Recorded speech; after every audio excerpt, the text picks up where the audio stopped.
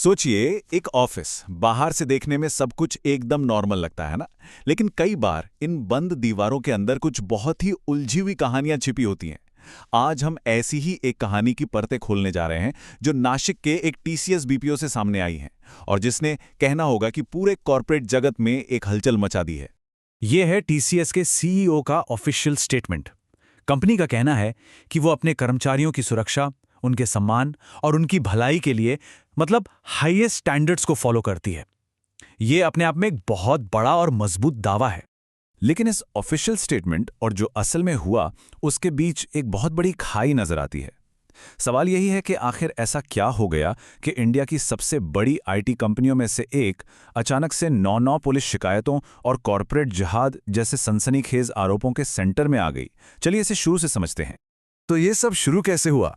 कहानी शुरू होती है एक सिंगल पर्सनल कंप्लेंट से, एक ऐसी लव स्टोरी से जिसमें धोखा और धर्म परिवर्तन जैसे गंभीर आरोप थे। तो वो बात है 26 मार्च की।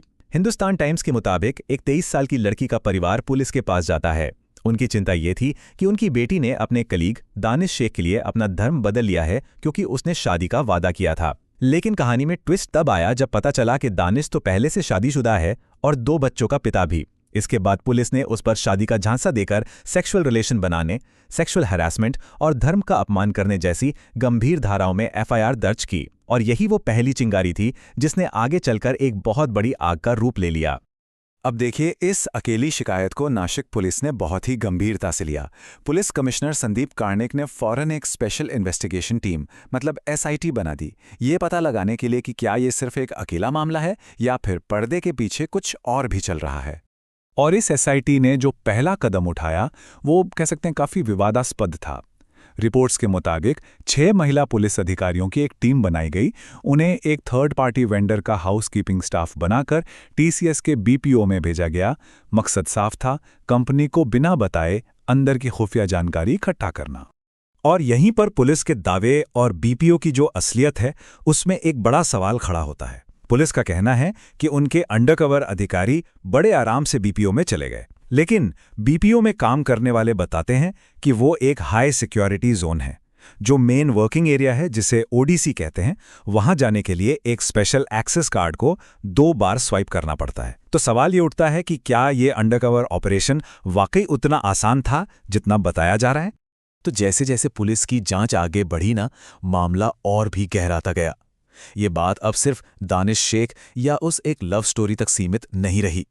धीरे धीरे दूसरे कर्मचारी भी सामने आने लगे और फिर उत्पीड़न और जबरदस्ती के आरोपों का एक पूरा पैटर्न उभरकर सामने आ गया। मामले की गंभीरता का अंदाजा सिर्फ इस एक नंबर से लगाया जा सकता है, 9। 1 नहीं, 2 नहीं, पूरे 9 एफआईआर्स, सिर्फ 8 कर्मचारियों के खिलाफ।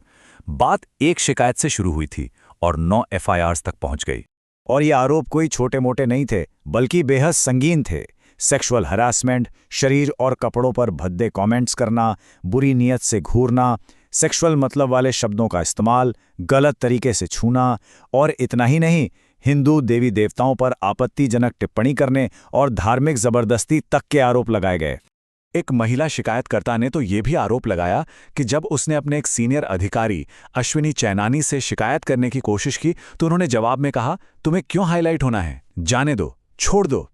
ये बयान अगर सच है तो सीधे तौर पर कंपनी के इंटरनल शिकायत सिस्टम पर एक बहुत बड़ा सवालिया निशान लगाता है। अब आते हैं इस केस के सबसे कह सकते हैं विस्फोटक पहलू पर। यह है धार्मिक जबरदस्ती का आरोप।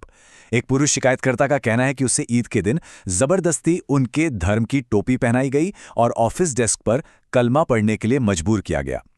इसी आरोप के बाद इस पूरे मामले को एक सनसनीखेज रंग दिया गया और फिर कॉरपोरेट जिहाद जैसे शब्द मीडिया में उछाले जाने लगे, जिसने इस केस को और भी ज्यादा सेंसिटिव बना दिया। तो इन सब आरोपों के बीच टीसीएस का भी अपना एक पक्ष है, अपना एक एंगल है। कंपनी का साफ कहना है कि उनकी जो इंटरनल इन्वेस्टिगेशन हुई, उसमें पॉश यानी prevention of sexual harassment act के तहत ऐसी कोई भी ऑफिशियल कंप्लेंट कभी दर्ज ही नहीं हुई। अब सोचिए, एक तरफ 9 एफआईआर्स है और दूसरी तरफ कंपनी का ये दावा। ये बात इस गुत्थी को और भी ज्यादा उलझा देती है। तो आज की तारीख में ये मामला एक ऐसे मोड़ पर खड़ा है जहां जवाबों से ज्यादा सवाल हैं। कई ऐसे अनसुलझे सवाल जो सिर्फ टीसीएस के लिए नहीं बल्कि हमारे पूरे कॉर्पोरेट कल्चर के लिए बहुत मायने रखते हैं। पहला और सबसे सीधा सवाल, क्या कंपनी के एचआर और जो इंटरनल कंप्लेंट सिस्टम होते हैं वो इतने नाकाम हो गए थे कि कर्मचारियों को अपनी बात रखने के लिए पुलिस तक जाना पड़ा? दूसरा सवाल पुलिस की जांच पर उठता है। क्या एक कॉर्पोरेट ऑफिस में इस तरह से कथित अंडरकवर ऑपरेशन चलाना और जांच को आगे बढ़ाना एक सही और निष्पक्ष तरीका था? और ये केस एक बहुत बड़ा सामाजिक सवाल भी खड़ा करता है। एक मॉडर्न वर्कप्लेस में ऑफिस कल्चर और धार्मिक जबरदस्ती के बीच की वो बारीक लकीर, वो लाइन आखिर है कहाँ? और आखिर में सबसे बड़ा सवाल, जब एक ऑफिस जहां लोग अपना करियर बनाने जाते हैं वो एक क्राइम सीन में बदल जाए तो इसकी अंतिम जिम्मेदारी किसकी है?